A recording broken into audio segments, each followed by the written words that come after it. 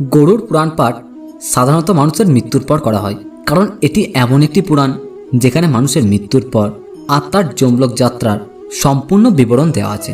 সাথে গরুড় পুরাণে এটা বলা আছে যে সকল মানুষ পাপ করেছে তাদের নরকে কী ধরনের সাজা পেতে হয়। আজকের এই ভিডিওটিতে এই সকল বিষয়ের ব্যাপারে জানব। সকলকে অনুরোধ, ভিডিওটি অবশ্যই শেষ পর্যন্ত দেখুন। আর আপনি যদি ভগবান শ্রীকৃষ্ণের ভক্ত হন তাহলে ভিডিওটি লাইক করুন এবং কমেন্ট করে লিখুন জয় শ্রীকৃষ্ণ। গরুড় পুরাণে যখন গরুড়দেব ভগবান বিষ্ণুকে যমলোকের ব্যাপারে জানতে চান, তখন ভগবান বিষ্ণু যমলোকের যাত্রার সহিত যমলোকের বর্ণনা করেন। ভগবান বিষ্ণুর অনুসারে পাপী আত্মারা বহু কষ্ট ভোগ করতে করতে যমলোকে পৌঁছায়। অন্যদিকে পুণ্য আত্মারা যারা সর্বদা দান পুণ্যের মতো কাজ করেছে তারা আনন্দের সহিত ধর্মরাজের কাছে যান এবং পাপ পুণ্যের হিসাব করে তারা স্বর্গলোকে চলে যায়। যখন কোনো পাপী মানুষের মৃত্যু ঘটে তখন পাপী মানুষের আত্মাকে নিতে যমরাজের দূতেরা আসেন। যমদূতেরা পাপী আত্মাকে সাথে করে যমপুরীতে নিয়ে যায়।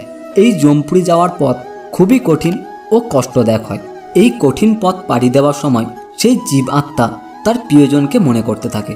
সাথে সে তার কর্মের কথা ভেবে খুব দুঃখী হয়ে পড়ে। আর সে ভাবে, যদি আমি এই সমস্ত কাজ না করতাম তাহলে বোধহয় আমায় আজ এই পথে আসতে হতো না। তারপর জীব আত্মা বহু কষ্ট সহ্য করে যমপুরীতে পৌঁছায়।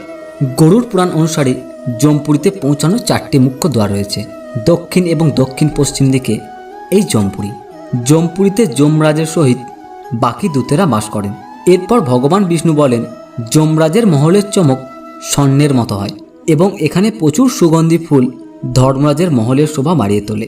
এই মহলের মধ্যে একটি আকর্ষিত সিংহাসন রয়েছে যেখানে যমরাজ বিরাজ করেন। এছাড়াও এখানে ধর্মরাজের সভা বসে, যেখানে কেবলমাত্র ধর্মপ্রাণ মানুষেরা প্রবেশ করতে পারে।